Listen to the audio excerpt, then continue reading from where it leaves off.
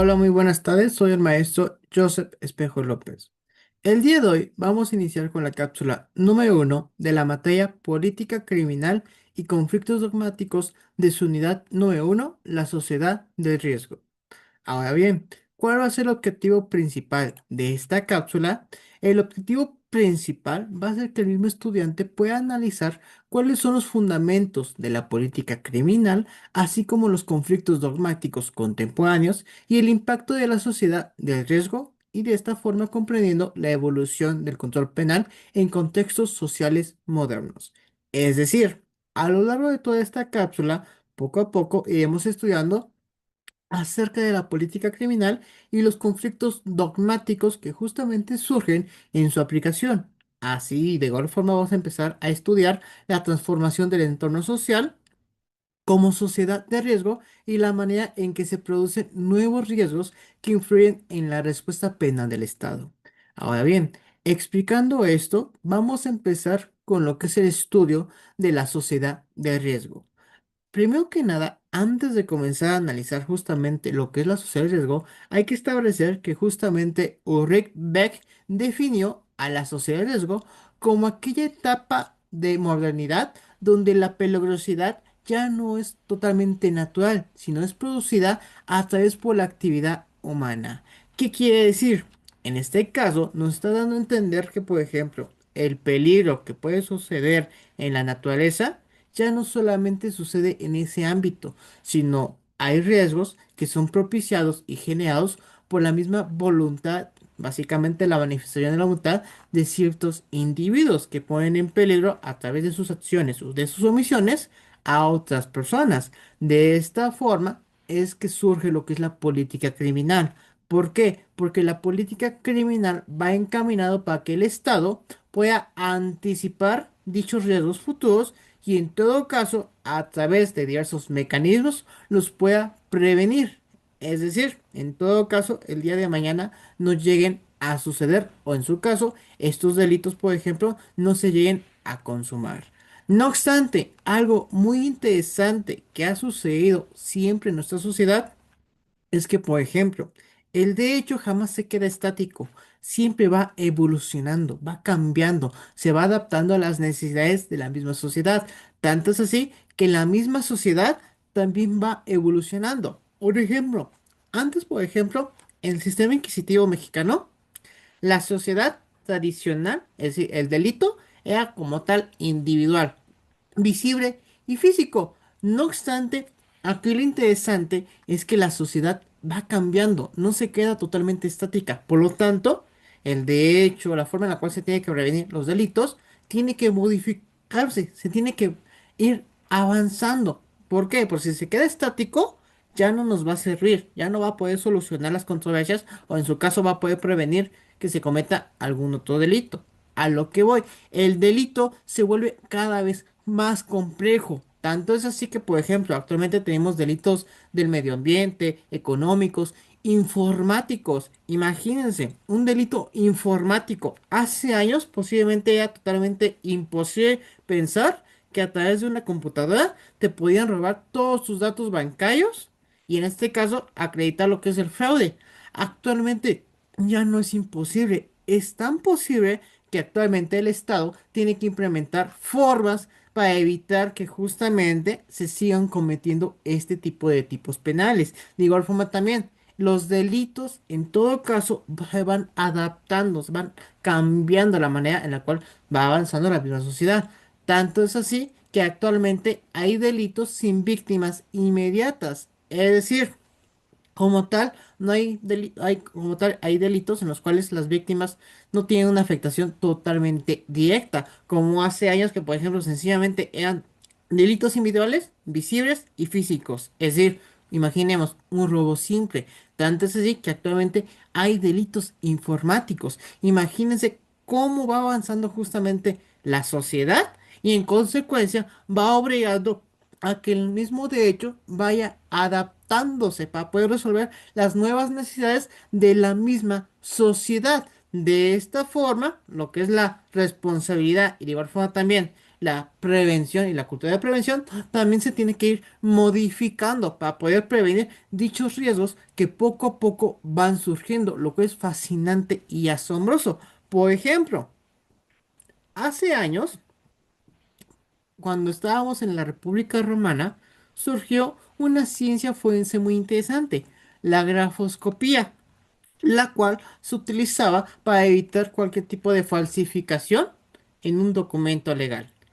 Sin embargo, si se dan cuenta, esta grafoscopía surgió por la necesidad de la sociedad romana. Es igual lo que está sucediendo actualmente. Surgen nuevos delitos informáticos, se tiene que modificar nuestro sistema jurídico para poder prevenirse y adaptarse a estas nuevas necesidades, los cuales nos da a entender que estos nuevos riesgos que son propiciados por la misma sociedad, por personas, en este caso, son más complejos, por los cuales, en todo caso, una respuesta que tiene el Estado es crear más delitos para, de cierta forma, poder mitigar su efecto repercutivo directamente y percance en nuestra sociedad. Es decir, de cierta forma, tratar de controlar todo este tipo de riesgo que de cierta forma afecta de forma negativa dentro de nuestra sociedad. Que eso lo vamos a ver más adelante, porque puede ser que sí funciona o simplemente crear más delitos no tiene el efecto esperado a largo plazo. Sin embargo, a raíz de esta idea surge una fascinante y concepto muy fascinante, el conocido derecho penal del enemigo. El derecho penal del enemigo, básicamente lo que nos dice Guter Jacobs, es que, por ejemplo, hay individuos dentro de nuestra sociedad que como tal ya no son considerados ciudadanos, en el sentido de que ya se van considerando como una amenaza a la estabilidad y al orden de la población. Es decir, de esta forma vamos propiciando poco a poco que empieza a surgir una tensión entre la protección de la sociedad y el respeto de los derechos humanos de cada uno de estos individuos. Volvemos justamente a lo mismo.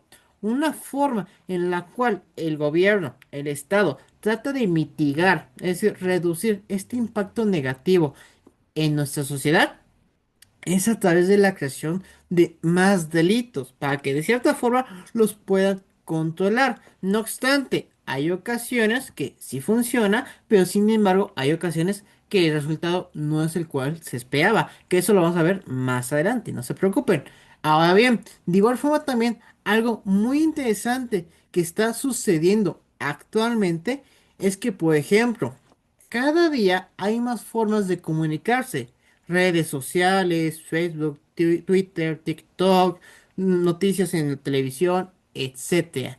Y de esta forma también nosotros en consecuencia nos podemos enterar de los sucesos que lamentablemente suceden dentro de nuestra sociedad. Es decir, los delitos que se cometen día a día, los homicidios, feminicidios, etcétera. Pero esto es a través de estos medios de comunicación, los cuales de cierta forma influyen directamente a la perspectiva que algunas personas tenemos. Y es más, a las personas que lamentablemente no tenemos una formación como tal, jurídica, sociológica, psicológica, criminológica, criminalística, etcétera, se deja de cierta forma influir por lo que te dice directamente el medio de comunicación. Recordemos que dentro de la metodología de la investigación jurídica existen diferentes tipos de fuentes jurídicas verificables para que tú puedas consultar dicha información.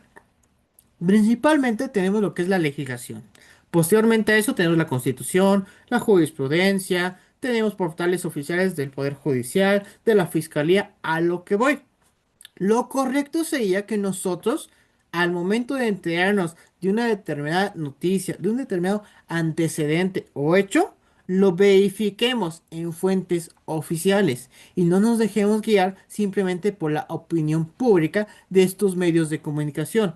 A lo que voy, porque posiblemente al momento que esta información es proporcionada en toda la sociedad, puede ser que sea errónea, no esté totalmente verificada, lo cual simplemente va a influir directamente ante la sociedad y hay muchas ocasiones que simplemente va a generar una crisis de inseguridad.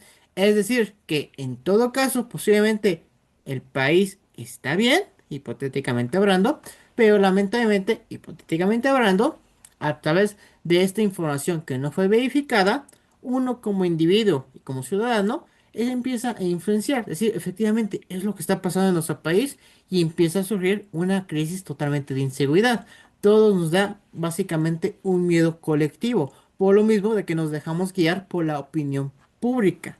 Es decir, a esto se le llama también como populismo penal, el cual básicamente el mismo Estado empieza a crear nuevos delitos para poder mitigar de cierta forma lo que es el miedo dentro de nuestra sociedad. Es decir, en este caso, por ejemplo, imaginemos que de repente la sociedad se entera por medio de comunicación, el cual no verificó que está sucediendo más, lamentablemente, más feminicidios en nuestro país. Perfecto. Esto da pauta a lo que se conoce como populismo penal. El Estado, para poder controlar el orden público dentro de la sociedad, ¿qué es lo que realiza? Va a empezar a crear más delitos o en su caso reforzar la penalidad del título penal de feminicidio para poder generar una seguridad dentro de nuestra sociedad. No obstante, aquí viene algo muy interesante. ¿Por qué? Porque en todo caso, a través de este populismo penal, como tal, no se está haciendo un estudio detallado si efectivamente poder hacer más delitos o en su caso poder hacer las penas más rigurosas van a tener un efecto positivo dentro de la sociedad.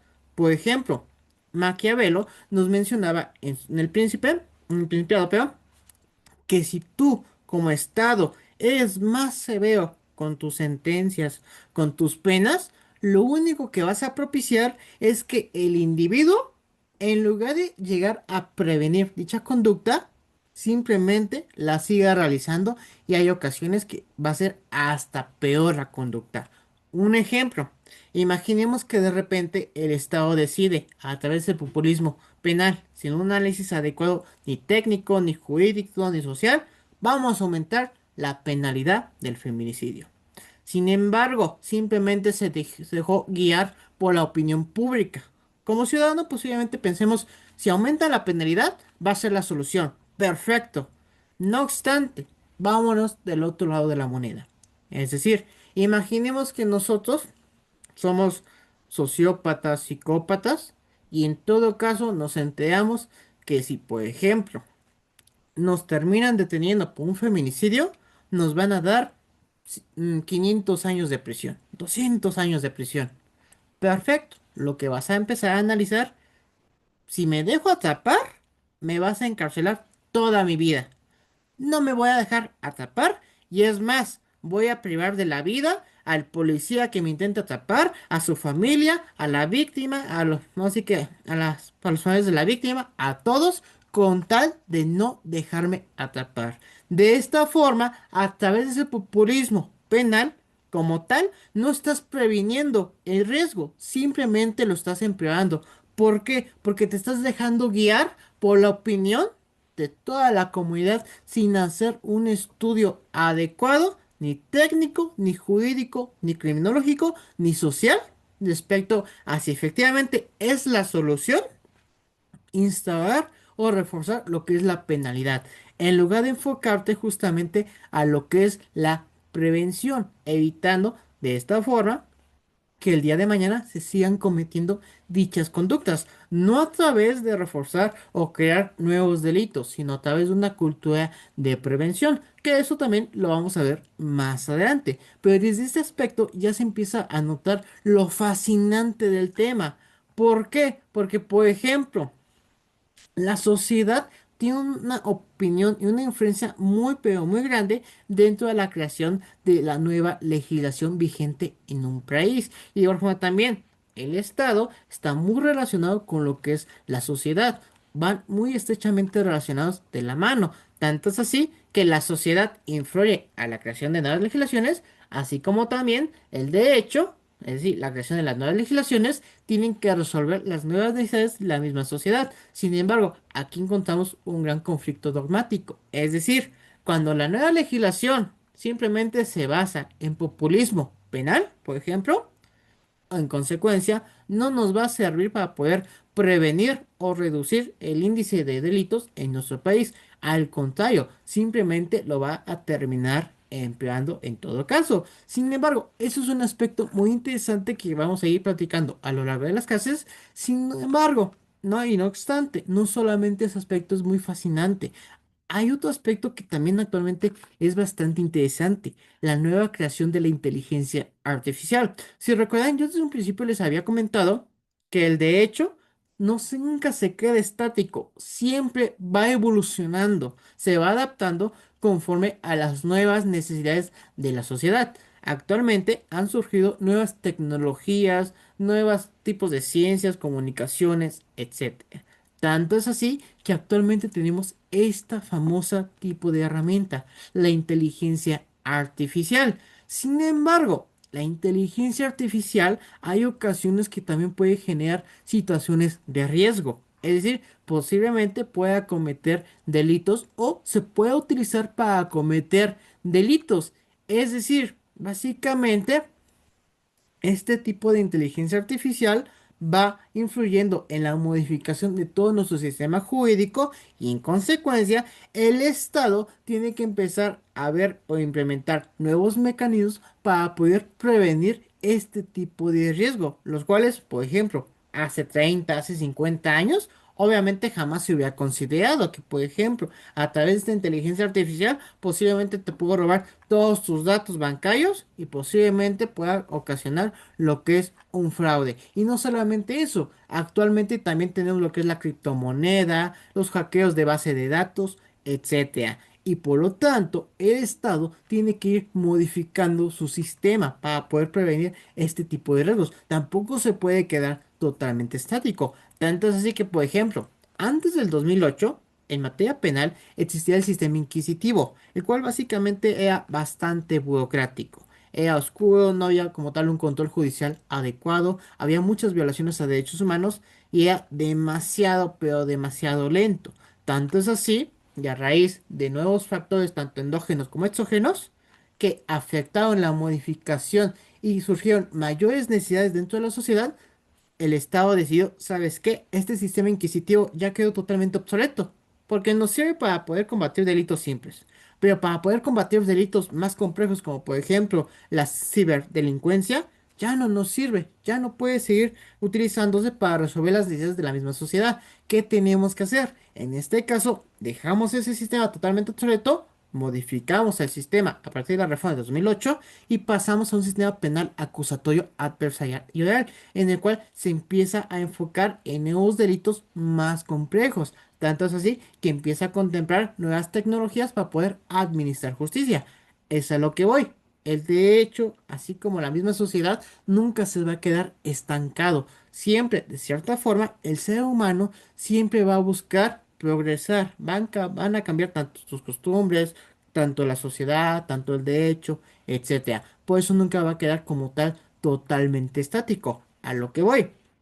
En este caso, el Estado, al momento en que está observando y analizando de que su sociedad está cambiando, tienen que empezar a implementar nuevas formas de poder prevenir lo que son los nuevos riesgos, los nuevos delitos que van surgiendo poco a poco. Sin embargo, aquí viene algo muy interesante y fascinante. ¿Por qué? Porque, por ejemplo, con esta nueva inteligencia artificial, imaginemos que ya sea totalmente autónoma. En todo caso, ¿cómo podríamos castigar a una inteligencia artificial que como tal no tiene un cuerpo físico y o en su caso simplemente no tiene emociones? ¿Se podría llegar a castigar por un delito que cometa una inteligencia artificial totalmente autónoma? Que por ejemplo yo como ser humano no le doy ningún tipo de indicación, ningún tipo de orden y simplemente la inteligencia artificial por sí mismo decida, ¿sabes qué? Voy a cometer un fraude bancario. ¿Por qué? Porque quiero. En todo caso, se podría castigar a este tipo de inteligencia artificial, lo cual es bastante fascinante, porque en todo caso, si llegase a ocurrir, la sociedad, el Estado, tiene que generar nuevas formas de poder modificar su legislación vigente y poder empezar a aplicar nuevas formas de poder prevenir y hasta cierto grado también castigar este tipo de prácticas. Ahora bien, de igual forma también aquí algo sumamente interesante y que lamentablemente sucede el día de hoy es que, por ejemplo, como tal, el derecho no es totalmente igualitario. A pesar de que, por ejemplo, la Constitución Política de los Estados Unidos Mexicanos establece, artículo 17 constitucional, que todos tenemos derecho a la administración de justicia de forma pronta, rápida y expedita.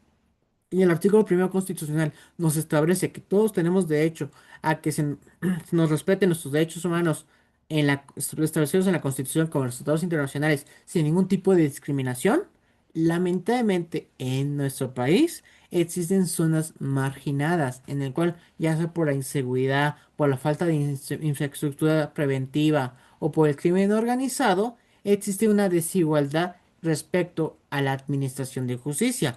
Tanto es así que, por ejemplo, actualmente podemos encontrar lo que son operativos directamente en este tipo de zonas vulnerables para poder, de cierta forma y concentrada, encaminados, perdón, a poder prevenir que se sigan cometiendo una serie de delitos en estas zonas marginadas. Sin embargo, a lo que voy, es fascinante cómo ver que dentro de un país, a través de esas zonas marginadas, el derecho y de igual forma también el riesgo de la sociedad es totalmente desigual. ¿Por qué? Por ejemplo, no es igual que se cometa la misma cantidad de robos simples en una zona en la que posiblemente no hay alumbrado público, posiblemente no hay parques recreativos, zonas recreativas, no hay escuelas, posiblemente no hay lugares en los cuales se establezca la policía, etcétera, como por ejemplo un lugar en el cual sí cuente con todos estos elementos, lo cual también es sumamente fascinante, porque es